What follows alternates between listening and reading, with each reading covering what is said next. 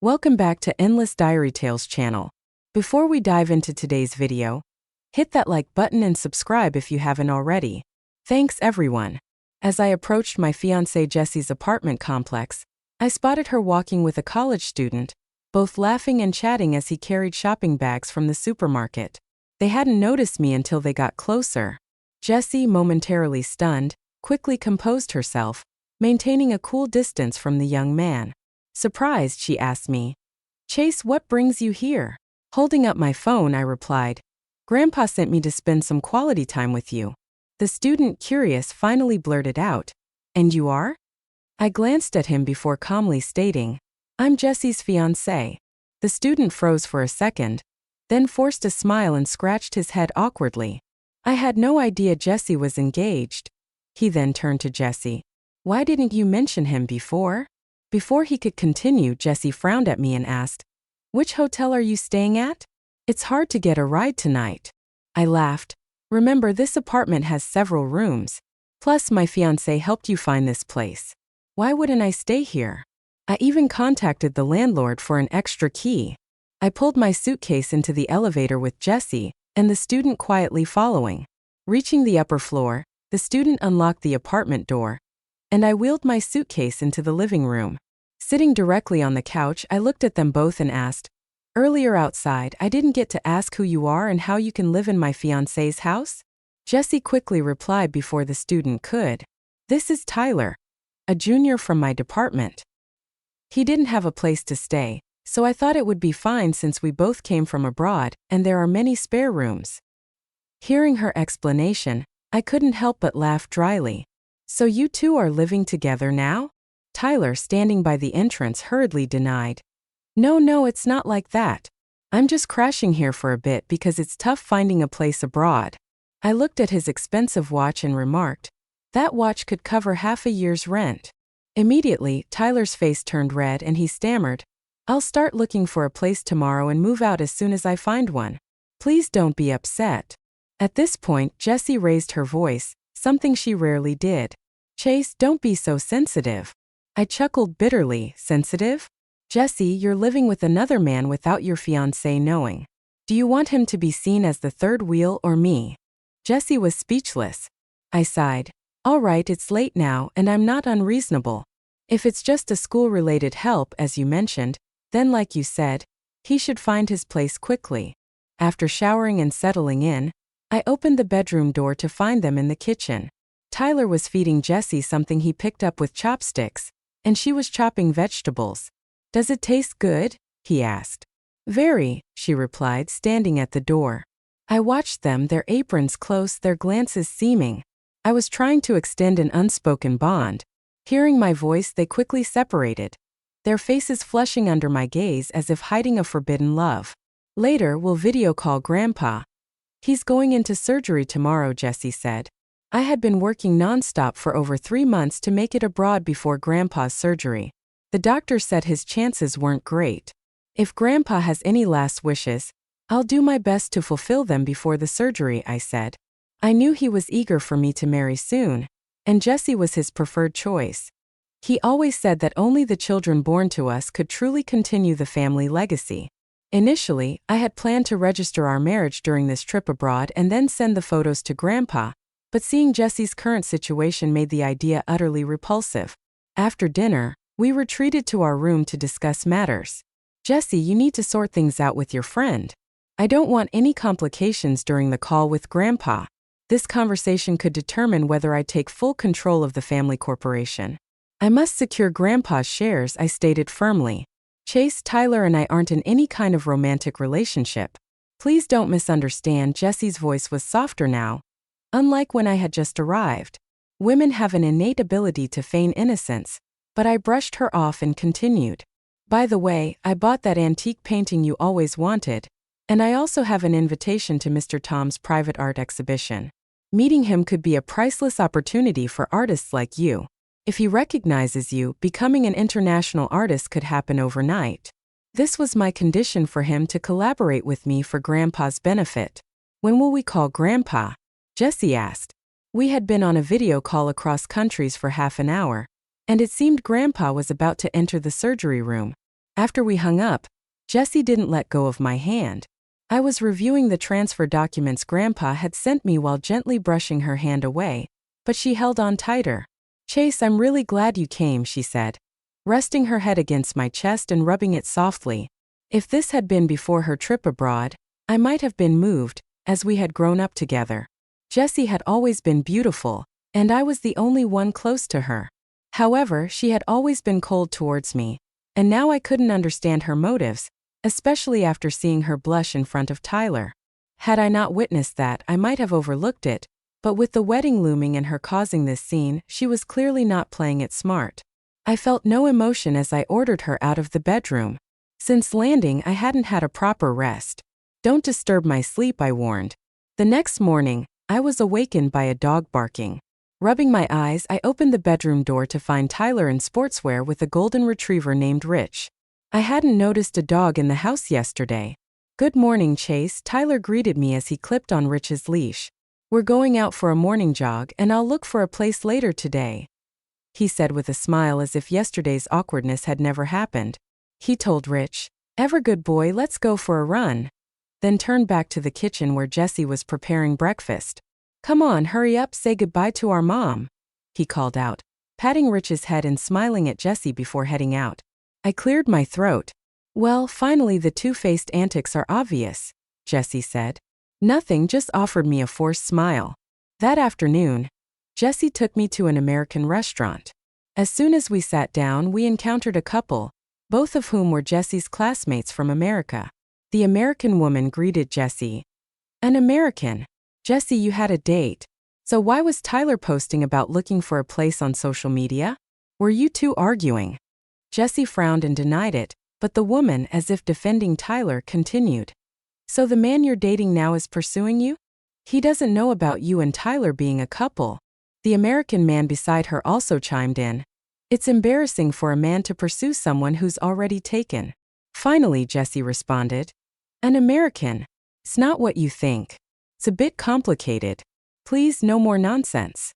Her answer was vague and unclear. I place great importance on honor. Being labeled as the other man is unthinkable. I decided to ask the other guy directly. "An American? So are Jessie and Tyler an item?" At school, it seemed likely, and the three of them were surprised to learn that I too spoke American. "I am Jessie's fiancée and we are engaged. If anyone's the third wheel, it's Tyler here," I declared. I stood up, my frustration peaking, and splashed my glass of red wine onto Jessie's face. "Jessie, I have never been so humiliated. My family doesn't need you unconcerned with the public embarrassment." Jessie hardly tried to explain my status to her classmates. Suddenly, I realized I no longer understood her. Though I never loved her passionately, I genuinely liked her. I always saw her as my future wife, but after 2 days of contact, I felt no motivation anymore. Without any desire to eat or drink, I got up and left the restaurant. From a young age, influenced by my family, I had always thought I would marry Jessie. For us, a marriage arranged by our families was normal, but now she had pushed my limits. I once heard about a young lady from the Flower family who ran off with a minor celebrity, causing the young master of the Ma family to become a laughingstock, and their stocks plummeted severely, a loss that has not yet recovered. In economics, there's a term called risk aversion.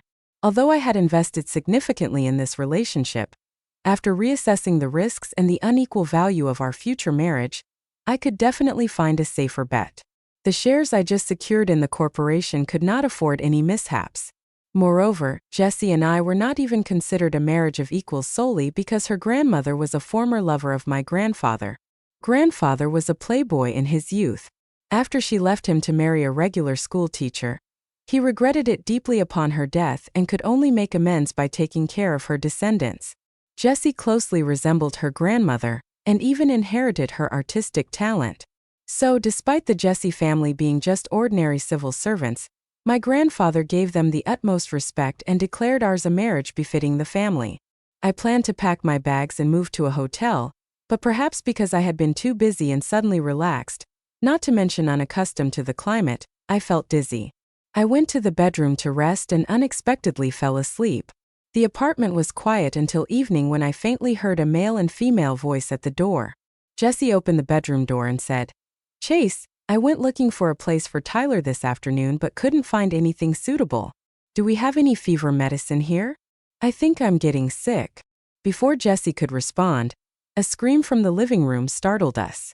It seemed Tyler had closed the door without hesitating. Jesse dashed out of the bedroom amid a flurry of chaotic noises of doors opening and closing, and the apartment fell silent again. I weakly called out a few times, but as expected, both had already left. Usually, a fever just needs some medicine and rest to clear up, but now I didn't even have the strength to get out of bed, let alone go out and buy medicine. I didn't want to bother anyone else, but being abroad, besides Jesse, my fiancé, I only had one business partner who could help. After my partner's secretary received my call, they immediately arranged for an ambulance to take me to a private hospital. The doctor said that if I had been any later, it could have turned into pneumonia. I spent 2 days in the hospital.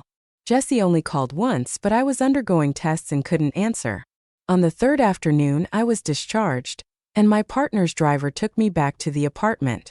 Today, I had planned to attend the personal exhibition with Jesse, holding the invitation card as a promise I had made earlier, but I decided to take a different invitation and go by myself. Unexpectedly, when I returned to the apartment, not only did I not find Jesse and Tyler, but my invitation and luggage in the bedroom were tampered with. Everything was in disarray. Had my computer not been untouched on the desk, I would have suspected a burglary. I immediately called Mr. Tom. After explaining that my 2 invitation cards were stolen, and that they might be used by someone else to attend, I urged him to alert the police if anyone tried to use them, as they had my name and serial number. Mr. Tom was furious and sent me live surveillance footage from the exhibition entrance. Indeed, Jesse and Tyler were thrown out by security in the rain, looking even dirtier than a muddy dog, as they got up in their formal white attire. The couple was then taken away by a police car. I almost laughed. I had myself faint having navigated the business world for many years. I've never been one to play nice. With Mr. Tom's permission, I uploaded the surveillance video to the school forum of Jesse and Tyler and anonymously posted an article about how Jesse, though engaged, was ambiguously involved with another man.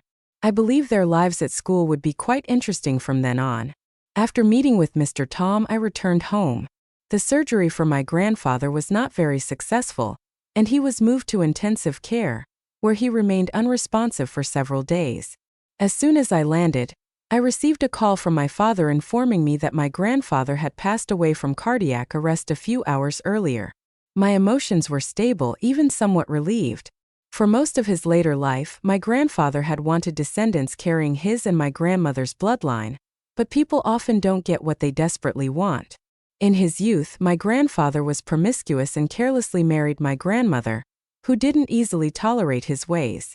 After my father was born, she dealt with numerous mistresses and illegitimate children of my grandfather until she could no longer bear it and forced him to have a vasectomy.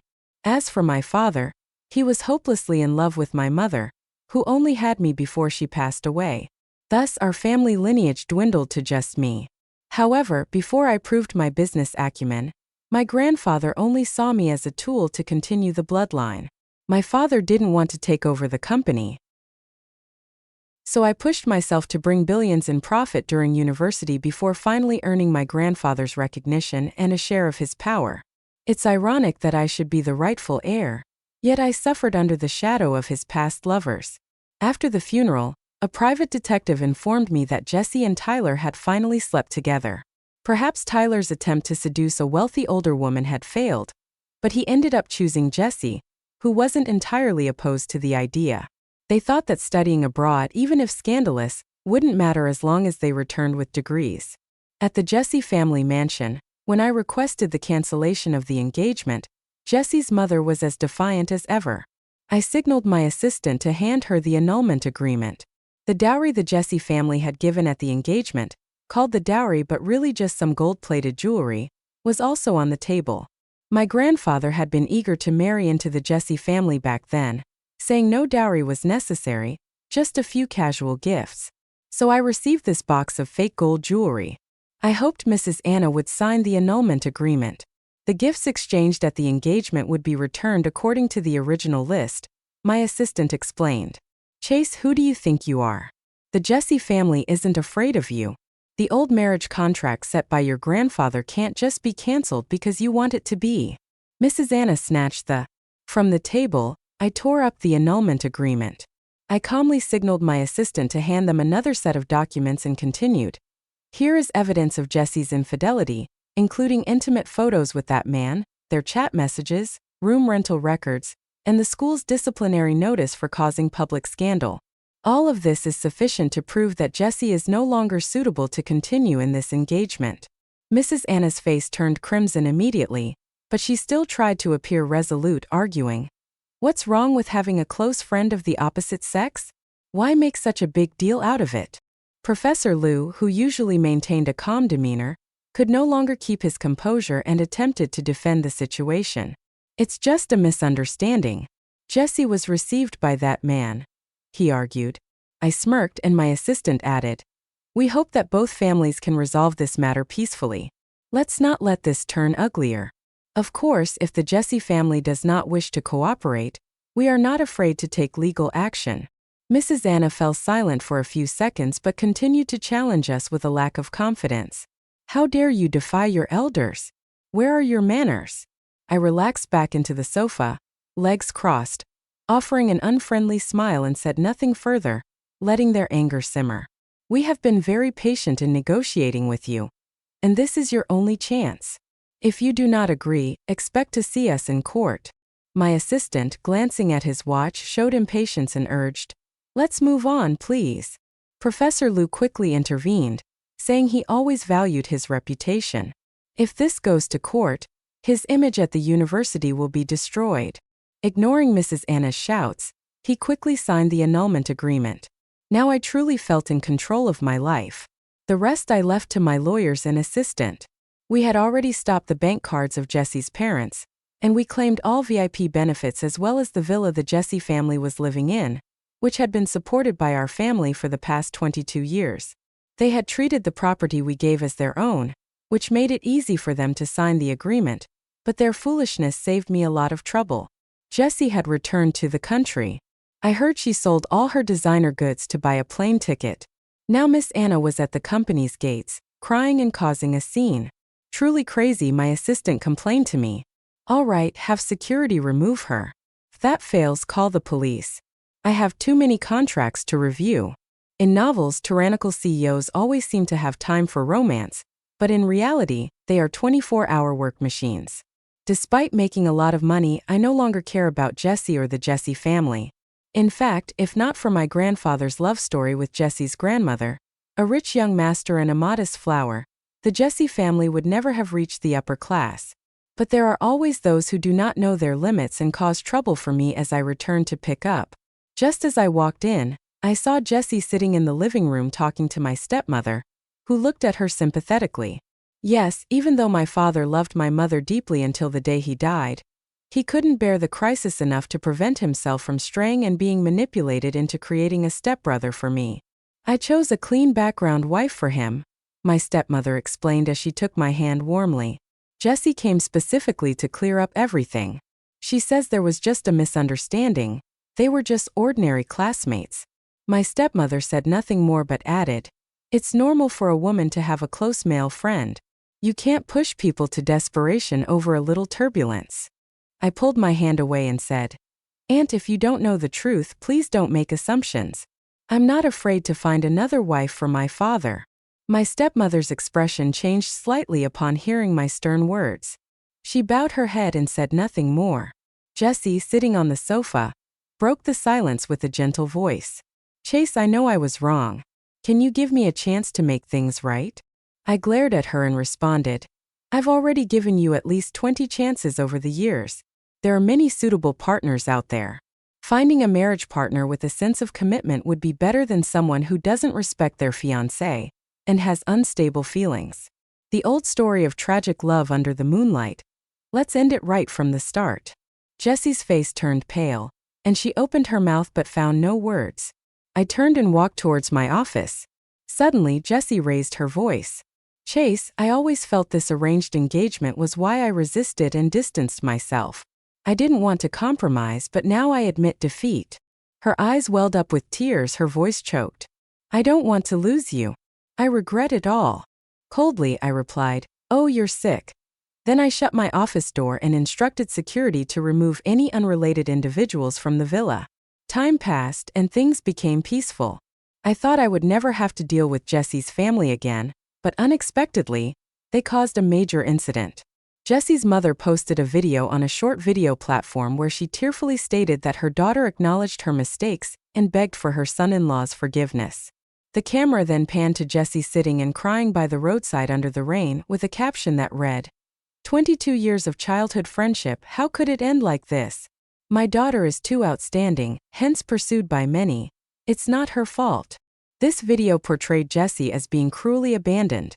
The rival business houses couldn't have lacked ethics more by leaking information that led to numerous marketing accounts flocking to this love story in a prestigious family, which proved more captivating than the mixed reality and fiction of entertainment. Is this really the love story of the elite? I thought I'd seen all the exaggerations possible in films, but turns out life indeed imitates art. Rich kids can also be jealous and demand breakups, no matter how wealthy they are. They must endure the pain of love from a secluded corner. The beautiful girl is crying in the shadows. Indeed, good women are rare in the market. The marketing accounts, whether unintentionally or deliberately, made me out to be a rich, heartless young master who abandoned others. Even some internet celebrities jumped in, analyzing from a different angle, claiming, "Isn't this fiancé the villain in a romance story?" The girl couldn't defy an arranged marriage and only silently cried because of the oppressive demands of a wicked fiancé. Before the keyboard warriors could critique, they were silenced as I had the PR department prepared with keywords like, "Rich young master cancels engagement," "Green tea main girl," immediately trending on major social media. The accounts organized by the PR team published evidence of Jesse's infidelity, along with a detailed timeline and receipts of billions spent from the Jesse family's accounts transferred to mine over recent years. Our legal department also quickly gathered evidence of the fabricated slander by marketing accounts and internet celebrities, and initiated legal proceedings without mercy. Although the company's stocks dipped briefly, they soon recovered and even surpassed previous levels. The sensible masses now called me the protagonist in a modern literary saga, where the bad family was defeated. Many ordinary men came forward to support me when they saw the outcome for the Jesse family. The heartache they had endured from deceitful individuals seemed to lessen somewhat. When Jesse's mother, angered by my disregard for her, furiously launched a live stream to berate the Coe family, she exclaimed, "Who cares if my daughter is so accomplished that men pursue her? Moreover, even if my daughter had a child outside of her relationship, we could still have the child call him dad. After all, it's still my grandchild, and there's no real loss." Jesse's mother ranted with illogical arguments, her saliva flying across the live stream room. Driven by the popularity of the trending keywords, I discreetly paid to boost the traffic to her stream. Shortly after, the live stream room hit 100,000 viewers. While she was fervently scolding, the phone screen suddenly displayed a connection request, which she carelessly accepted. It was a young woman looking innocent and beautiful with an unfriendly expression. Jesse's mother asked, "Are you trying to steal my son-in-law?" The young woman smiled gently and dropped a bombshell that left Jesse's mother speechless, and the comment section frozen for a moment. "Actually, I'm pregnant with Mr. Kyle's twins. It seems only fair that I take my place in the Jesse family, right?" Stunned, Jesse's mother asked, "What did you say?" The girl responded, "I'm carrying Mr. Kongtan's children. He promised to divorce you and marry me." Seeing Jesse's mother turn pale, I felt a deep sense of satisfaction. My private detective had uncovered that Jesse's father had been secretly involved with a female student for a long time. Initially, she approached him for thesis advice but was seduced into becoming his long-term mistress. Mr. Kyle had promised to divorce his wife this year to make her a legitimate Mrs. Anna, without needing to work or study. A few months ago, the girl got pregnant and pressured Mr. Kyle to marry her, but he kept delaying. When she went for a pregnancy checkup, I arranged for 2 women to accompany her and create a scene in front of his wife, which led her to become furious and file for divorce. Jesse's mother finally revealed her true colors and acted without thinking, causing chaos on the live stream. The netizens watching didn't let her off, mocking her for her double standards about male and female relationships. So, it's okay for your husband to have affairs if he has a child? Just acknowledging the mother is enough for it to be his child, right? Eventually, Jesse's mother realized the problem as her face turned red, and she could only glare at the girl. Less than a minute later, both live stream rooms were locked, ending a dramatic episode. Later, my assistant told me that Mr. Kyle had to be admitted to the ICU right afterwards, whether from anger due to his wife and mistress or from his true character being exposed after the scandal caused by his mistress. My public relations crisis seemed to have smoothly passed. The affair of the famous professor and his mistress versus his wife would have likely topped the search charts for days, but by the next day, they had disappeared. Removing search keywords costs far more than buying them. My adorable assistant timely shared information. She heard that Jesse had directly borrowed $1 million from a high-interest loan organization to remove the search keywords and pay her father's hospital bills, totaling several hundred. The amount borrowed was not small, but Mr. Kyle also lost his university professor job. Unbelievably, they did not plan to repay the debt but quietly fled the country with the remaining money. Years later, while I was waiting at a red light, I unexpectedly encountered an old acquaintance, Tyler, on the sidewalk. He was in tattered clothes, being pinned down and beaten by several men in black, demanding their money. I was curious. Tyler had returned to the country, but what about Jesse's family? Noticing my puzzlement, my assistant clarified this confusion. In recent years, our company had expanded operations in America, and some partners who had previously assisted me occasionally shared rumors about Jesse's family. They had immigrated illegally, lacking proper documents, which limited them to renting a house in one of the poorest neighborhoods. They had only been there a few days when the money they brought from China was stolen. Upon learning about their situation, Tyler fled without a second thought, abandoning Jesse and their unborn child. Tyler had disappeared without a trace. He even failed to graduate and had to return home in disgrace. Meanwhile, Jesse left abroad and found that selling paintings on the street was not enough to support her family. My assistant hesitated as if wanting to add something else, but then stopped, his expression complicated and curious. I urged him to continue. A smaller rumor suggested that Jessie might have resorted to selling herself. This turn made me feel uneasy. I didn't ask my assistant to elaborate further, and also instructed him not to continue following that family's affairs. I respect the fate of others. Now, with money, power, and freedom, I have enough to enjoy my own life.